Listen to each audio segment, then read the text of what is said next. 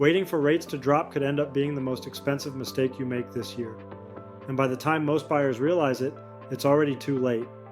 Hey, I'm Ryan Schwartz, your guide to Austin living and relocation. Here's what no one's telling you. While everyone's waiting, builders are offering major incentives, sellers are cutting prices, and smart buyers are locking in deals quietly without competition. In this video, I'm going to walk you through what's actually happening in the Austin market right now. And I'll show you why the idea of waiting could cost you way more in the long run, both financially and emotionally. Drop a comment below and let me know. Are you waiting on rates to come down, or are you already house hunting? And make sure to hit that like button so more buyers can avoid getting blindsided by this shift. Let's dive in.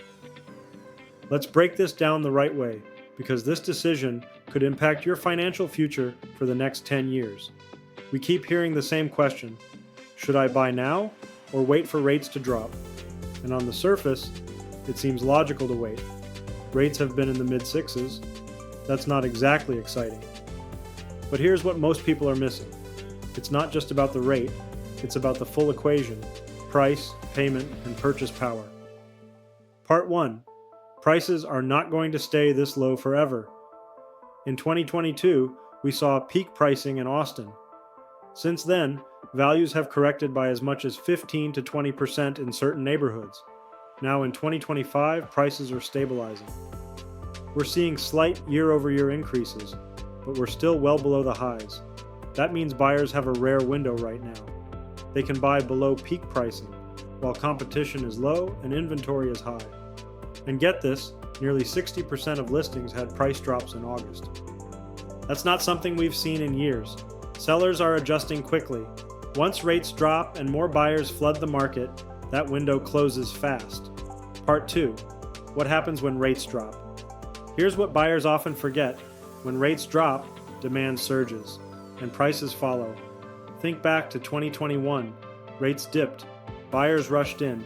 Bidding wars started. Homes sold in days, not weeks. And many buyers ended up paying more, even with a better rate. You don't want to save a fraction of a percent on your rate just to pay $20,000 or $30,000 more for the same house. And even if you win the home, you might have to waive inspections, cover an appraisal gap, or lose out on repairs. That's not a win. That's financial stress. Waiting might feel safer, but the cost of competition and price spikes can easily wipe out any benefit from a lower rate. Part 3. Why buying now could actually be the better deal. Right now, sellers and builders are open to negotiation. More than half of all active listings in Austin had price drops last month. Builders are offering tens of thousands in incentives, rate buydowns, design upgrades, closing cost credits, and more. And you have time to shop carefully, make a smart offer, and lock in a great home without the pressure. You can always refinance later. But the price you pay today is permanent. Some buyers I've worked with recently got 5-figure incentives from builders, and they didn't have to compete with anyone. That's happening right now, while most people are still waiting. You don't need to time the market perfectly. You just need to move smart before the rush comes back. Part 4, a real example. Let's say you're shopping around $500,000. If you wait for rates to drop from 6.5 to 5.9, your monthly savings might be a couple $100s. But if home prices go up just 5%, which is totally realistic when demand spikes, you could be paying $25,000 more. That wipes out any savings from the rate drop, and now you're stuck with a higher price long term. Now flip that. Buy today while you have negotiating power, lock in a better deal, then refinance in the next year or two if rates fall. That's how smart buyers win both sides of the equation. Final thought: buy with strategy, not fear. The best deals often happen when others are sitting still. This is your chance to move with leverage and with data on your side. Let's build a plan around your goals, your timeline, and the kind of negotiating power you deserve. If you're unsure, let's run the numbers together. That's what I'm here for. Not to push you, but to guide you.